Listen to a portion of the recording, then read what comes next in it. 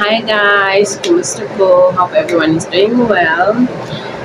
You know, being an African married Filipino, I have really came to learn about a lot of things. You guys, like, how do you do it? How do you do it? It's really so amazing. I don't know if it's all the majority of Filipino men or they are just few. So you guys, you can tell me. There's one thing I discovered, that it's the difference between here Filipino men and West African men, which I know my brothers, some of them will be annoyed, especially if they land on this video. I'm not talking for myself just because I married one. I'm just talking for my sisters out there, and of course for my other sisters who already been in marriage. Right? A man who goes to work, come and cook for you, wash the dishes, or helps you with house chores. You know how hard it is in Uganda to make a man do that. And even if he does it, they will start to say that you did juju. You guys, you know juju, right? You did juju on him, or witchcraft, or even like your in-laws will hate you. Will hate you for that. I'm not saying that one just because that my husband does that, although I'm not used to it, but when he helps, I really appreciate. But I'm not used to it. I'm used to doing my stuff myself without anyone. But a little help also makes it perfect. So I'm just like wondering, how do you guys do it? Because back home, imagine a woman can have a job, can have kids. She just wake up, prepare his meal, his breakfast, prepare his clothes, prepare her kids. After she feeds him, after the guys eat, she will do the dishes, drop the kids at school, probably also go to her work if she has work. And even if she doesn't have work, she comes home, she has to clean the house, she has to wash his laundry, she has to iron for him. When he comes back home, you have to welcome, for us, we welcome our men like, well, differently, like so sweet, like, oh, welcome back. Oh, I know you do it as well, but for African Japanese, it goes beyond. They have plus kneeling down.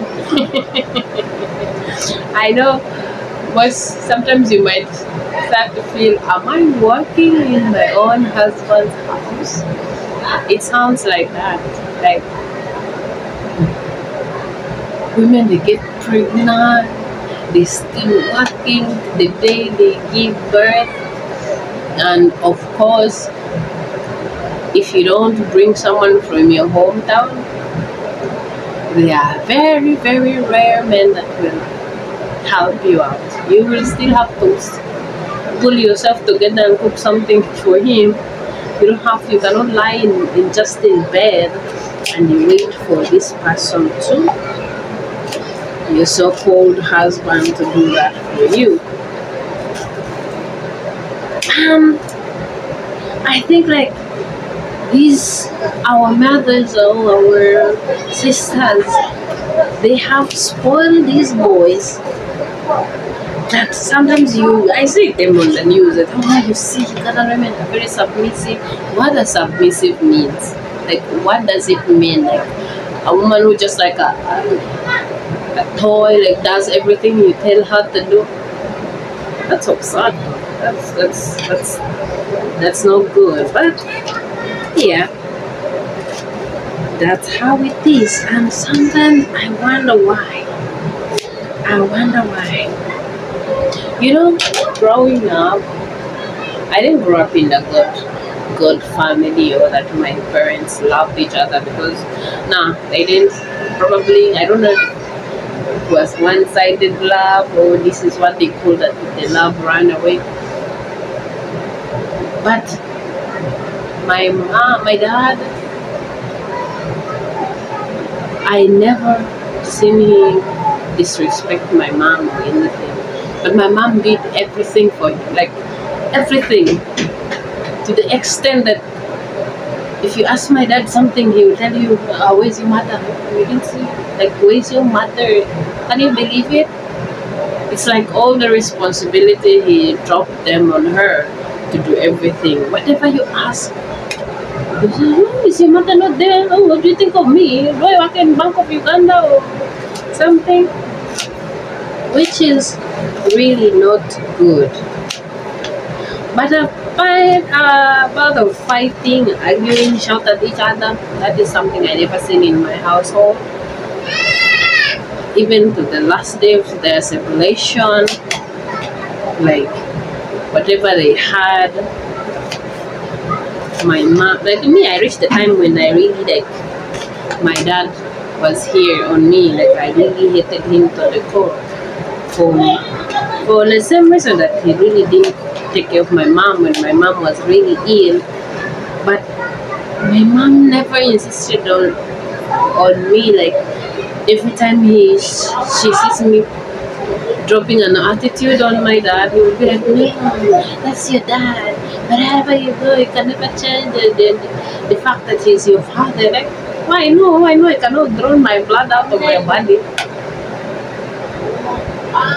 But someone who's not really facing his responsibility, I think you cannot just push that on kids. Although you cannot invest hate in them, you can just like, you just let it be, ignore it, let them be whatever they want to be. Anyway, it's just life. But guys, you tell me how you do it, because I'm scared if I'm going to have my kids and like my African instincts come out at the end of the day, I'll be like, oh, like at the end of the day, you might find me downtown. Do you have downtown here? for child endangerment or something, because once the African instincts hit you, like, you're not listening, you just want to do it, to punish the kid. So that also gives me a worry. I'm like, oh my god, the moment I have to do this or that. So it's really bad. And me, I know myself, I'm very calm, I love kids, but I'm also a strict person when it comes to roles, because you know we were raised into roles. But we were raised like they made plans for us, they made decisions for us. Like me, I had to suffer a great deal when I didn't have my mother who always do everything. I make mistakes, she fixed it. This time I had to make my own mistake and have to fix it myself. It was really no longer good. It was really torturing and it was really hard for me to accept. So I'm really worried for my own unborn kids. Like, well, I know my husband is really sweet, but if he becomes sweet and I'm very strict, like, and you know the kids will take sides, because you know it's really going to be hard. So sometimes I'll tell my husband, maybe just we stay just the two of us. We shouldn't add another party in this group. But anyway, we cannot tell what God planned are. We just have to wait and hope for the best. But I wish you all guys the best, and I love you so much. God bless you. I'm going to cook. I'm